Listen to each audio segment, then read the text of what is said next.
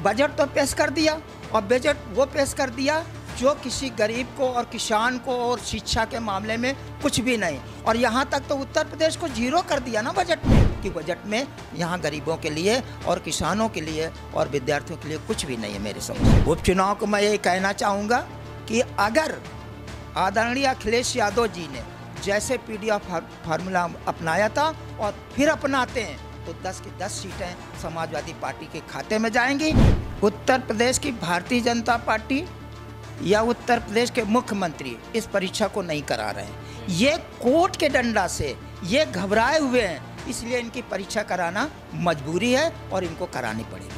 लोकसभा चुनाव बीत गया है और लोकसभा चुनाव बीतने के बाद से उत्तर प्रदेश की सियासत की बात कही जाए तो एक तरफ जहां बजट पेश हुआ है उसको लेकर विपक्ष जमकर हंगामा कर रहा है, तो वहीं दूसरी तरफ उपचुनाव को लेकर भी अपने दावे रख रहा है। तो वहीं तीसरी तरफ सबसे बड़ा सवाल यह खड़ा हो रहा है कि इस बार के 2027 के विधानसभा चुनाव में मुख्यमंत्री योगी आदित्यनाथ फिर से अपनी कुर्सी नहीं संभालेंगे और उस कुर्सी पर फिर से नहीं विराजमान होंगे, ऐसा विपक्ष का कहना है। विपक्ष का यह कहना है कि बीजेपी पार्टी में दरारें पड़ रही हैं, केशव प्रसाद मौर्य का विचार जो है बीजेपी पार्टी से अलग होता जा रहा है। इन सभी मुद्दे पर बातचीत करने के लिए हमारे पास मौजूद हैं इस वक्त समाजवादी पार्टी के प्रदेश महासचिव एसपी कुशवाहा जी मौजूद हैं। एसपी कुशवाहा जी से बातचीत करेंगे, जानने का प्रयास करेंगे कि ये जितने भी मुद्दे विपक्ष की तरफ से सामने आ रहा है क्या वाकई में ये सब कुछ सच होने वाला है। सबसे पहले टीवी 24 चैनल पर आपका स्वागत है।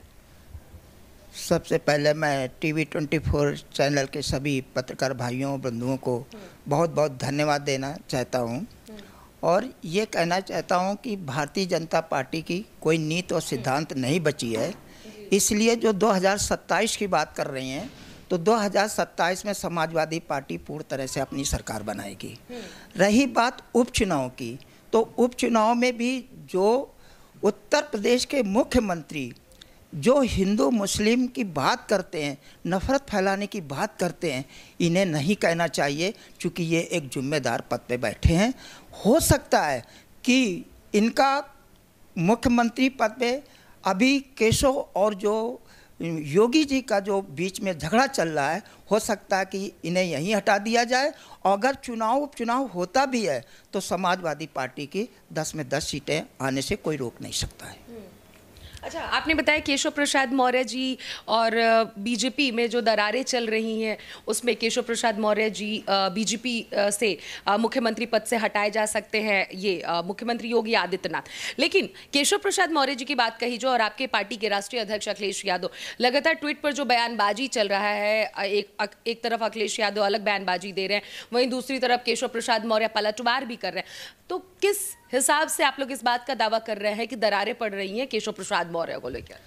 देखिए, जो माननीय राष्ट्रीय अध्यक्ष अखिलेश यादव जी बोलते हैं वो समाजवादी पार्टी हमेशा सच की बात किया है, वो सच बोल रहे हैं। रही बात केशव को अभी डर है कि भारतीय जनता पार्टी से अगर मुझे कहीं हटा दिया गया तो मेरे लिए कोई रास्ता नहीं है, जबकि राष्ट्रीय अध्यक्ष ने आदरणीय अखिलेश यादव जी ने केशव प्रसाद के लिए तो ऑफर दे के रखा है कि 100 विधायक लाइए और आप मुख्यमंत्री बनिए।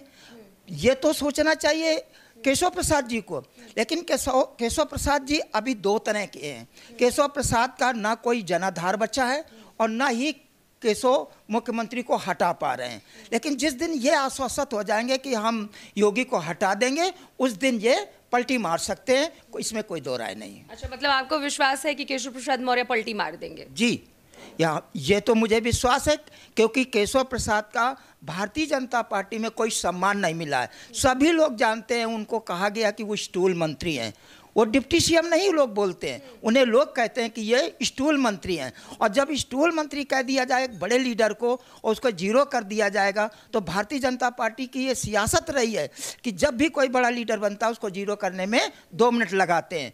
तो जो जिसका सम्मान ही चला जाएगा उसे पलटी मारने में कितनी देर लगेगा। एक बात और जानना चाहूंगी, बजट पेश हुआ है, बजट को लेकर विपक्ष लगातार हंगामा कर रहा है, खास करके अखिलेश यादव जिस पार्टी से आप है उसी पार्टी के राष्ट्रीय अध्यक्ष हंगामा कर रहे हैं, जमकर विरोध प्रदर्शन कर रहे हैं। आप लोगों को नहीं लगता है कि सदन में समय की बर्बादी होती है? जो बजट पेश होना था वो पेश हो गया, जो सरकार चलानी थी, जो चीजें सामने रखने थे, वो मुद्दे, वो सब चीजें पेश हो गई, लेकिन फिर समय क्यों बर्बाद किया जा रहा है? उसके आगे सदन में और भी टॉपिक पे बातचीत हो सकती है। देखिए, मैं विपक्ष की हमेशा विपक्ष का ये कहना होता कि सच बात कहने का। बजट तो पेश कर दिया, और बजट वो पेश कर दिया जो किसी गरीब को और किसान को और शिक्षा के मामले में कुछ भी नहीं। और यहाँ तक तो उत्तर प्रदेश को जीरो कर दिया ना बजट में। शिक्षा के मामले में तो बहुत सारे पॉइंट्स सामने आए ना। वो आपको लग रहा है ना कि शिक्षा के मामले में, शिक्षा का मामला ये होता है कि एक धरातल से जो नीचे से लोग प्राइमरी स्कूल से जुड़े होते हैं और जो हाई एजुकेशन के, उसके लिए उन्होंने क्या किया? वो तो हाई एजुकेशन के लिए कर दिया कि 10 लाख लोन दे देंगे। प्राइमरी में बच्चा पढ़ने वाले के लिए उसके लिए क्या किया? उसके लिए कुछ भी नहीं किया। इसलिए बजट को अगर विपक्ष विरोध कर रहा है तो यह 100% सही विरोध कर रहा है, क्योंकि उन्होंने उत्तर प्रदेश नहीं पूरे कई प्रदेशों में जीरो किया है। उन्होंने अगर कुछ दिया भी है तो बिहार को दे दिया, जहाँ पे वो समर्थन लिए हैं, तमिलनाडु को दे दिया, चंद्रबाबू नायडू को दे दिया, और उन्होंने बजट में कोई ऐसा काम नहीं किया कि एक लगे कि जनता को इससे राहत मिलेगी। तो इसलिए विपक्ष विरोध करेगा, और विपक्ष विरोध नहीं करेगा तो इसमें समय की बर्बादी का कोई मतलब नहीं है। भाई, अगर अन्याय हो रहा है प्रदेश में, उत्तर प्रदेश में अन्याय हो रहा है, तो यहाँ बात उसका उठाया जाएगा कि बजट में यहाँ गरीबों के लिए और किसानों के लिए और विद्यार्थियों के लिए कुछ भी नहीं है मेरी समझ से। लेकिन सत्ताधारी सरकार का ये कहना है कि इस बार के बजट में बहुत सी चीज़ें खास हुई हैं, बहुत सी चीज़ें ऐसी जो पेश हुई हैं, उससे देश का विकास होगा, युवाओं का विकास होगा, महिलाओं का विकास हो रहा है। तमाम मुद्दों को इसी सरकार में जितने भी मंत्री हैं सब इस बात का दावा कर रहे हैं, फिर भी आप कह रहे हैं कि यूपी को कुछ नहीं मिला। कैसे? ये तो आप देख ही रहे हैं कि भारतीय जनता पार्टी झूठ की पार्टी है।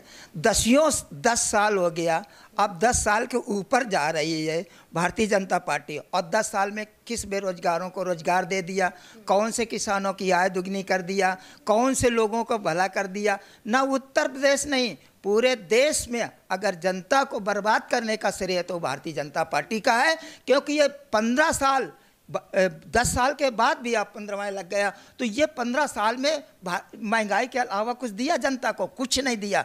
जनता को बर्बाद करने के लिए कुछ नहीं दिया। बेरोजगारों को रोजगार नहीं दिया, शिक्षा को भी इन्होंने बर्बाद करने का काम किया है। चुनाव को लेकर क्या कहना चाहेंगे?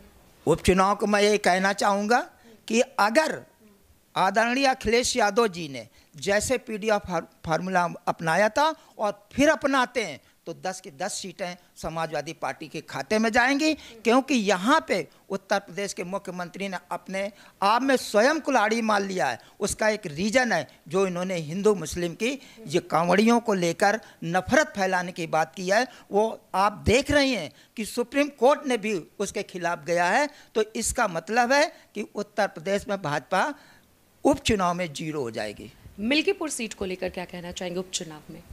देखो, मिल्कीपुर हो या और 9 सीट हो, मैं फिर कहूँगा कि एक सीट से किसी पे खास नज़र है, मिल्कीपुर सीट पर खास नज़र है बीजेपी का भी और समाजवादी पार्टी का भी। देखो, वो प्रतिष्ठित सीट है, इसलिए चाहे बीजेपी हो और चाहे समाजवादी पार्टी हो, लेकिन वो मिल्कीपुर सीट भारतीय जनता पार्टी 100% हारेगी और समाजवादी पार्टी जीतेगी। ठीक है। यूपीपी परीक्षा लीक हुआ था, आज ही घोषणा हुआ है कि परीक्षा अगस्त महीने में होगा, 6 महीने के भीतर। योगी आदित्यनाथ ने वादा किया था और वैसा ही ठीक बिल्कुल 6 महीने के भीतर फिर से टाइम आ गया है, समय आ गया है कि 5 दिनों में पूरे उत्तर प्रदेश में यूपीपी की परीक्षा कराई जाएगी। क्या लग रहा है आपको? देखिए, ये उत्तर प्रदेश की भारतीय जनता पार्टी या उत्तर प्रदेश के मुख्यमंत्री इस परीक्षा को नहीं करा रहे हैं। ये कोर्ट के डंडा से ये घबराए हुए हैं, इसलिए इनकी परीक्षा कराना मजबूरी है और इनको करानी पड़ेगी। ठीक है। तो ये थे हमारे साथ एसपी कुशवाहा जी, जिन्होंने साफ साफ शब्दों में बताया कि किस तरीके से उत्तर प्रदेश में जो 10 सीटों पे उपचुनाव होने वाले हैं उस पर फिर से समाजवादी पार्टी ही कब्जा 10 की 10 सीट पर अपनाएगी, क्योंकि लोकसभा चुनाव का जो परिणाम आया है इससे विपक्ष काफी ज्यादा अपने आप को मजबूत समझ रहा है और मजबूती के साथ इस बात का भी दावा कर रहा है कि फिर से उपचुनाव में पूरी मजबूती के साथ 10 सीटों को हासिल किया जाएगा।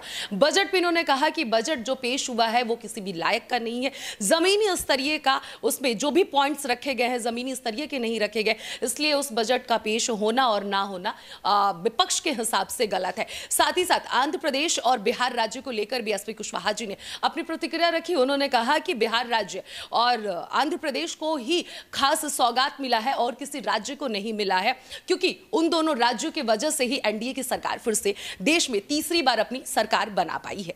कैमरा पर्सन राकेश के साथ अनन्या मिश्रा, टीवी 24 लखनऊ।